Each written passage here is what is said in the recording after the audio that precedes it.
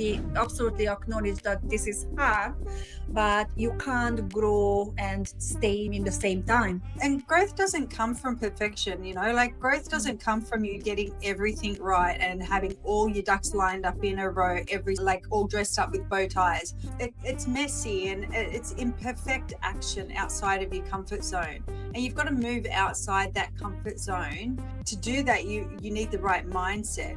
All the salon owners we speak to, they want some change, but they're not willing to change. They want to make, an extra 100K, but they don't want to put any investment into learning how to make that money. They just want it to click and someone come and wave a magic wand, don't charge me anything for it, and transform my business. Yeah. They know they are in trouble, they know something doesn't work, but they do not ask for help. So profitable salon owners, they're constantly looking for solutions, and then they take really scary actions. But many times we saw that the salon owner employed an excellent team member, almost like a little, like star, not even fitting in the environment because they are more advanced. So it's very, very important for us to understand that if you want to move up, if you want to become successful, we want to be surrounded with successful people.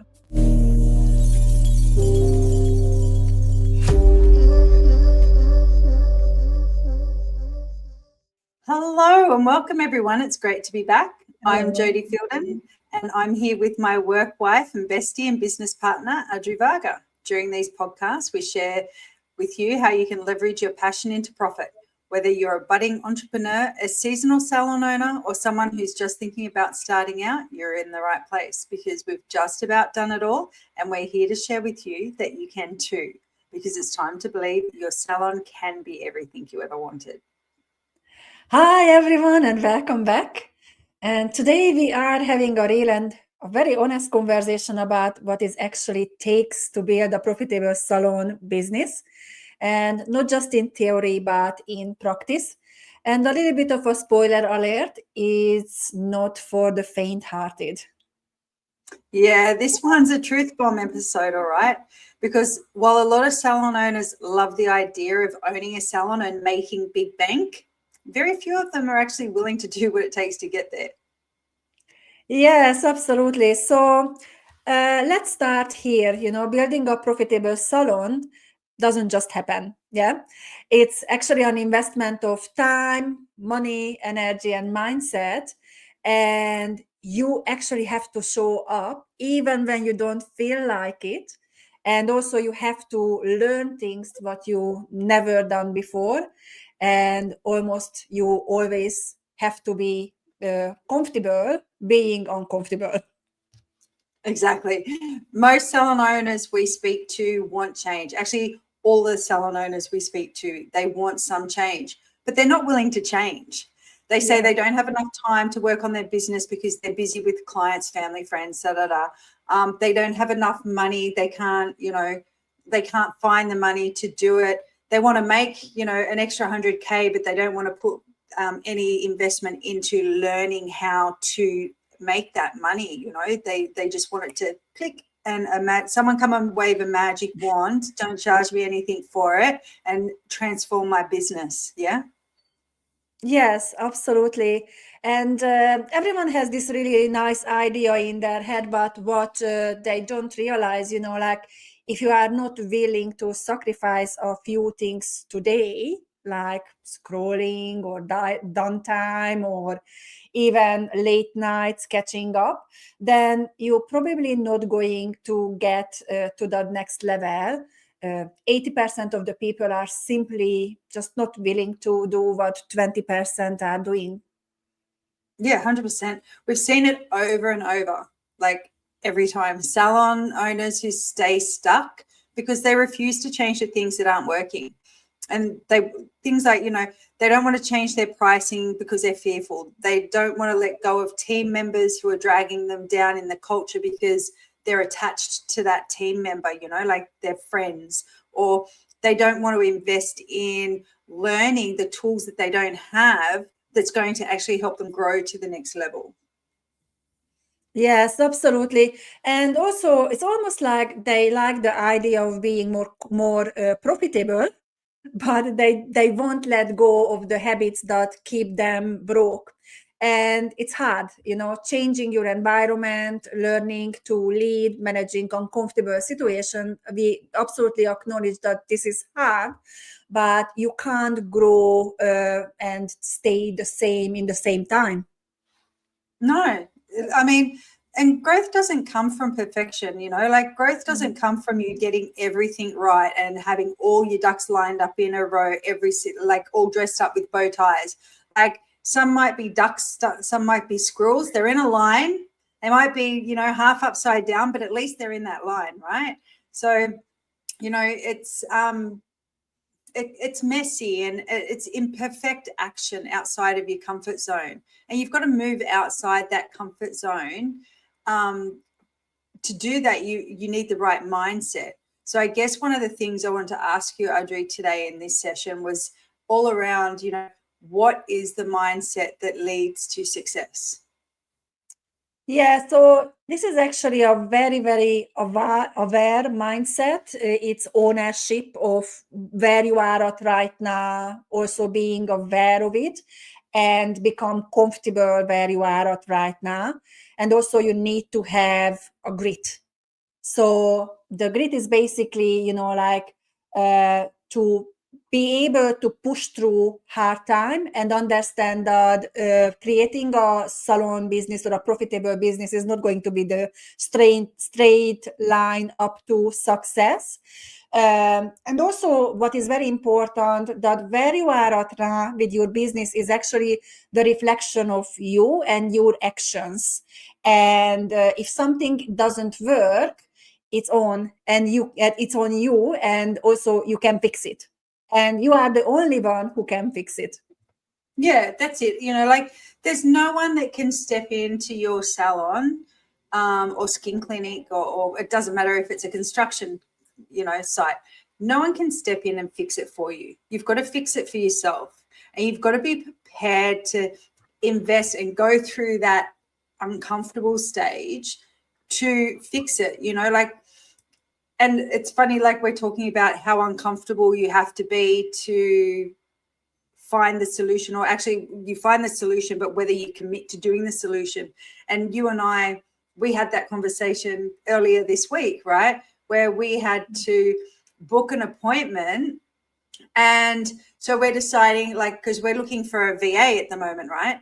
And so we're meeting with this company, and they're going to coach us how to, like put all the systems for a VA, because there's a lot of work into it, And so Adriana and I are sitting there debating. They've said to us, like, okay, we've got an appointment time of 12:30 a.m., 2 a.m., 3 a.m., 4 a.m. And Adriana and I are looking at each other going, is it a 2 a.m. problem? Is it a 3 a.m.? Like, how bad is this problem in our life for us to get up and have that meeting? And so we had to like find, yep, all right, we're going to have to do it. And I'm the worst person. Like Adriana can wake up really easily in the morning and she's on it. She goes, does her exercise. She has a green juice. She gets a coffee ready. I'm crawling to the desk with my eyes hanging out of my head, growling about having to be awake, So you've got to do things that you don't want to do if you actually want to achieve the results. So I guess it comes to, Adri, the profitable salon owners, like what makes them profitable? Yeah, so apart from mindset, there are a couple other things too. Yeah, so definitely they need to know their numbers. Yeah, because you only can grow or scale your business when you know where is your baseline, where is your starting point, and then you can have a look what works and what doesn't work. Yeah. Also, you need to be able to communicate and stand up for yourself and set boundaries with clients and team. And this is really, really important, because most of the salon owners, they feel extremely uncomfortable to actually communicate things which are not right, which is not right with the team, not right with the clients, and they shy away. So what happens when you shy away is basically you just put everything on the back burner, or everything on the back end, and after a while it's going to explode. So the communication part is very, very important. Setting boundaries is very important. And the next part, which is really the biggest part, what we can see is they know they are in trouble, they know something doesn't work, but they do not ask for help. So profitable salon owners, they constantly looking for solution, constantly problem aware, and also they know that there is a solution, and when they find the solution they ask for help, and then they take really scary actions, and they are risk takers because they understand if I don't step outside of my comfort zone when I'm pretty much risk free and I take risk, like then they don't afraid of the consequences. Yeah, so they have a forward thinking mindset. And yes, we know, like in business we take risks, and sometimes we win and sometimes we learn, but it's always something positive out of the action what we take. But we are, or the profitable business owners, they are not tiptoeing around. Yeah. No, they're not. And like I had one of the salon owners that I was talking to just before we jumped into this podcast, and she's had the salon for a couple of years, and she's just like, we're talking, like I identified the areas that she needed to work on, her systems, her KPIs, like all the business foundations that you were just talking about, that most salon owners, because we're creative people, we don't focus on that area because it's one out of our preview. It's just not interesting and we get too busy. And she's like, well, I'm going to have to do something. Otherwise, I'm just going to be here in the same place next year, still not taking a wage. And I said, yeah, pretty much, like that's the story. You either do something about it or you're going to stay in that hole and you're just going to keep throwing money in it. So I guess it's kind of like, what do the rest do? They wait, they hope, they blame. They blame everyone else because it's the staff's problem, it's the clients, they don't want to spend, like there's all this blame going around instead of saying, actually, that's a reflection of me. Yeah, and really there is nothing new about, isn't it, that success isn't about working harder, it's about working smarter. We learn this, every day, where everyone is saying don't work hard, work smart, and making smarter decisions are the most important part. But really, when it comes to the right business mindset, your environment is extremely important. You need to surround yourself with people who already done what you want to achieve, because if you surround yourself with people who struggling with the same thing, then they don't have the solution and you won't be able to learn. But that's a comfort zone because everyone has the same problem. So you feel comfortable, I'm not alone. Once you want to elevate and level up, the people who you're going to surround yourself, they already halfway where you want to be, or they already done it. So it's very uncomfortable because you are the little kindergarten age, business owner who trying to catch up. But if you have an open mindset, this is actually a great environment because just naturally we level up to our environment, or we level down to the environment. And it's exactly the same, very interesting when we work with business owners and team members. Yeah, when a new team member comes to the salon, to the environment, if the team member lacking sales skills, retail skills, rebooking skills, but the salon is really good, that team member will level up.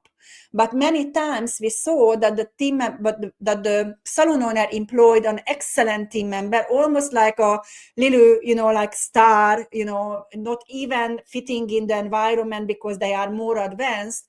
What will happen after a while, they will drop down to the salon level and the salon environment. So it's very, very important for us to understand that if you want to move up, if you want to become successful, we want to be surrounded with successful people. Yeah, you're a reflection of the people that you're around, and the people around you are a reflection of you. Yeah, it's that whole in the mirror thing. But I can't even remember. It was it was a show the other day that I was watching. I can't remember, but they were saying, you know, if you're the smartest person in the room, you need to find a different room. And it's so true. Yeah. So it's, that really resonated with me. I'm like, oh yeah, like I need to find the room where there's someone smarter than me so Yeah. I can be better.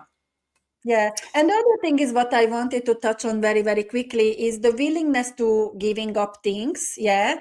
And many times you speak to salon owners who want to come on board and, you know, like you work them through the numbers and everything. And, you know, like they know this is the right thing for them. But then where they stop, that they say, I don't have time to go through all this. So, or I don't have money to go through all this. So those are the two big objections which are holding you back, because time and money is what going to take you further. And if you're really serious about improving your business, if time is a really big element, then you need to really think about what I just said in the beginning, that, all right, how can I elevate things which are not serving me? One of the very, very good example, one of our one-on-one coaching clients a couple of years ago now, when we went through the time tracker, Aniko just realized that she's spending hours and hours front of the TV. And when she told me I don't have any time to finish my tasks, then we went through the time screening. And when she realized how much time she spends front of the TV, she unplugged the TV and she put it in the storeroom because she got so angry that I'm wasting my time in here. So time, you always, like, it just depends how much you want to change, really. You always can find the time. And if you don't find the time, you're going to pay staying the same and keep struggling. And when it comes to finding the time, another good example, lately all of our coaches in America, and sometimes we do have to get up at midnight to do a workshop because it's an American time. And again, as Jodie mentioned, we just basically have a look. Is it a 12 o'clock problem? And if we get up and if we do it, does it going to solve our problem? We used to have a 3 days at night marathon coaching session or masterclass or whatever it was, boot camp.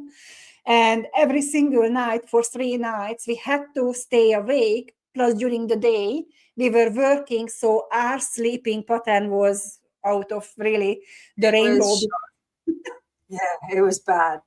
But like the reward, like of the investment of our time, but like even more so in front of that is that people say, I can't afford it, right? They've waited until they've got their business in such a hole because they're investing money into areas that they shouldn't be investing their money into because they haven't gone to research and learn where they should be investing their money before they jump into it. And we spoke about this in one of our earlier podcasts about, you know, investing in image or in profitability. And so people come to me and they've, like, you know, 3 or 7 years into business and they've invested all this money and they're like, okay, I know that you can solve this problem. I know that I need to learn how to do this, but I can't afford it anymore. And I'm like, well, let's have a look at what your budget is. Like, what do you prioritize? You say you can't afford it, but are you going out? Like when we do what's called an open wallet and we look at their budget, they're spending money on coffee, they're spending money on going out with their girlfriends, they're spending money on wine, they're spending money on, you know, taking expensive holidays overseas. Whoops, sorry, that was my alarm, guys. Taking holidays overseas and stuff like that. And then they're like, oh no, I don't have any money to invest in my business. So like, well, obviously your business isn't a priority for you if you're not willing to sacrifice something to be able to make the business profitable or to save the business. Yeah. So they're not willing, they're not willing to take that awareness and go, okay, I have to make fundamental changes in what I do to save my business. And that's the difference between, you know, like one of our clients that we have at the moment, she's got 2 salons that she's running, and it took her to have like a major accident to realize she needed to make change. But she's gone through like our program, 8 weeks, well, 7 or 8 weeks worth of program she's done in 3 weeks, you know, like, and she has kids as well as the 2 salons, like 90-hour week she works, and she's still finding time to show up and sacrificing things so that she can afford to pay for it too, you know. And in the long run, that small investment at this end is worth hundreds of thousands of dollars to the business. But that awareness, especially in this industry, they're not kind of taking that high level view of, okay, if I invest $5,000 here in doing this, how much money does it make me in 12 months time? If I invest $20,000 into this machine, how long is it going to take me to pay that back and then for that machine to be profitable? Or which one should I invest in first that's going to give me the fastest return on investment, so that therefore I can afford the next thing and grow beyond that? You know, like, it's got to be strategic. Yeah, absolutely. And honestly, the bottom line is, yeah, you either need to sacrifice time, and that's probably the luckiest when you sacrificing time because you have the cash you can invest, or you're going to sacrifice money. And knowing out of our and my personal experience, when I really wanted something, even if I had to sell stuff, I made it happen. And many times, as Jodie mentioned, salon owners or business owners in general, they just don't willing to sacrifice, or they don't understand that if they restructure certain part of their life just to be uncomfortable or live poorly, you know, which is not poorly living, but you know, like you cannot go on holiday, you cannot be buy frugal. Just be frugal for a little while so that you can get a return on that frugal investment. Because, you know, at the end of the day, if you don't like invest it now and spend that time, you can't keep the doors open. They end up closing. So then you end up losing everything. So it's like, what do you want to do here? Yeah, and honestly, you know, like to enter into an uncomfortable part when you take a risk, and then you know, staying where you are, you know, like it's a huge difference. But you're either going to be disciplined and work through, like the salon owner Jodie just mentioned, and you can speed it up and you can make it happen, or you're going to have regrets years and years later. I guarantee you're going to wish that 2 years ago you would have made a decision, because 2 years ago probably you could afford if you make very, very strict decisions, and now 2 years later you are in such a deep hole that there is really not much you can do about it, or it's going to be extremely difficult to move the needle. Yeah, it's going to take a lot of time. It's going to take even more money, and there's no guarantees. Once they're like below a certain line, there's only so much we can do to help them get back. Yeah. So I guess that brings us to a challenge, you know, like I guess our challenge to ourselves and our listeners is, you know, take an honest look in the mirror, and what are you avoiding that's keeping you from achieving your goals? So for salon owners, let's say profitability. You know, for us, you know, what are we avoiding at the moment? I know what I'm avoiding, all the back end of the CRM. Yeah. I know I'm avoiding it, but we're finding the solution. We're getting a VA. Yeah, absolutely. And it's not just finding the solution because, you know, like the back end, you know, like you're trying to avoid the CRM, but because we are growing quite fast, what we do, you know, like we do a growth path, and then we have a little bit of a stagnation when we implementing things. And right now, our implementation is to keep up with the good work and everything. We're going to bring in 2 VA, and that 2 VA is going to help us to elevate again. So again, it's an investment from everyone. But we just learned over years how business works and how you're going to do it smartly, because many times, businesses are growing too fast and then you lose everything, all the good work, because the client satisfaction is not there. So really, like if you want to look into the mirror, I would suggest just ask yourself, so if you want to something different, what are you really willing to do differently starting today? Because you must do something differently, because if you keep doing the same thing, you're going to get the same result. Yeah. So what is it? My favorite quote from Henry Ford: "If you do the same thing over and over, expecting a different result." I can't even remember what it is now.